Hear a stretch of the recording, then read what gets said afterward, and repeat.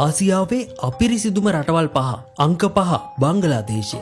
බංගලාදේශය නිරන්තරයෙන්ම ලෝකේ වඩාත්ම දූෂිත රටක් ලෙස නම් කෙරෙනවා. ඩකා වැනි අධික ජනගහනයක් සහිත නගරවල වාහන වලින් පිටවන දුම්, කර්මාන්ත කටයුතු සහ ගඩොල් කම්මල් වලින් පිටවන දුම් නිසා දැඩි වායු දූෂණයකට ලක් වෙලායි තිබෙන්නේ. අංක 4 පාකිස්තානය.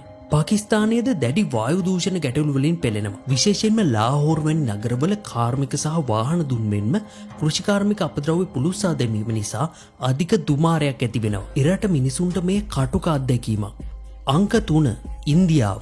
ලෝකේ වඩාත්ම දූෂිත නගර බොහෝමයක් පිහිටා තිබෙන්නේ ඉන්දියාවේ. ප්‍රධාන නාගරික මධ්‍යස්ථාන, වාහන සහ කර්මාන්ත මගින් සිදුවන වායු දූෂණය, ප්ලාස්ටික් අපද්‍රව්‍ය සහ නිසි ලෙස බැහැර නොකළ මල අපද්‍රව්‍ය පවා ඉන්දියාවේ ඇතැම් ප්‍රදේශවල හරිම සුලභ දසුණක්. ඉන්දියාවේ ඇතැම් මුහුදු ආශ්‍රිතව මිනිසුන් මලපහ කරන දර්ශන පවා අන්තර්ජාලයේ ඕනෑතරම් තිබෙනවා. අංක 2 ඉන්දුනීසියාව. ඉන්දුනීසියාවේ ජකාටා නගරයේ අධික තුමාරය සහ ප්ලාස්ටික් වලින් වැසී ගිය ගංගා ඇල මාර්ග සඳහා ලෝකේම ප්‍රසිද්ධයි. වේගවත් නාගරීකරණය, කාර්මික වර්ධනය සහ අධික රථවාහන ප්‍රමාණය එරට පරිසර දූෂණය සඳහා ප්‍රබල බලපෑමක් ඇති කර හමාර. අංක 1 මොංගෝලියාව.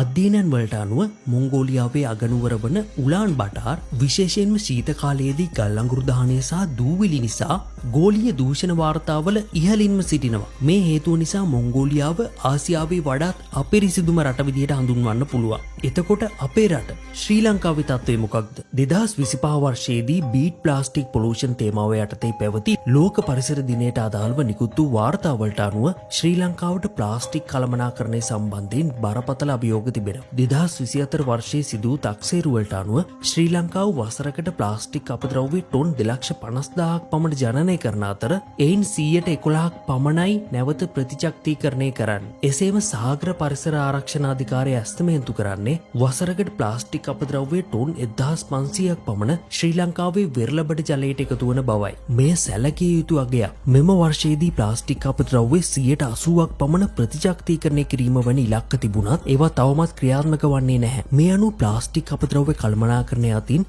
ශ්‍රී ලංකාව තවමත් දැඩි අභියෝගවලට මුහුණ දෙනවා. කෙසේ වෙතත් ශ්‍රී ලංකාව ලෝකයේ සුන්දරම දිවයිනය ලෙස පසුගිය දිනක නම් කරනු බව ඔබ දන්නවා ඇති. ඉතින් ආසියාවේ දූෂිතම රටවල් මැද අපේ රට තවමත් හුස්ම ගන්නවා. ඔබේ මගේ ආදරණීය මාතෘභූමිය ආරක්ෂා කර ගැනීම, රැක ගැනීම අපි හැමෝගෙම වගකීමක්. ඉතින් අද ඉඳන් පටන් ගමුද? කොළ කෑල්ලක්වත් බිම නොදායිමුද? රැල්ලක් හදමුද? ලෝකේ පිරිසුදුම රටත් අපි වෙමුද?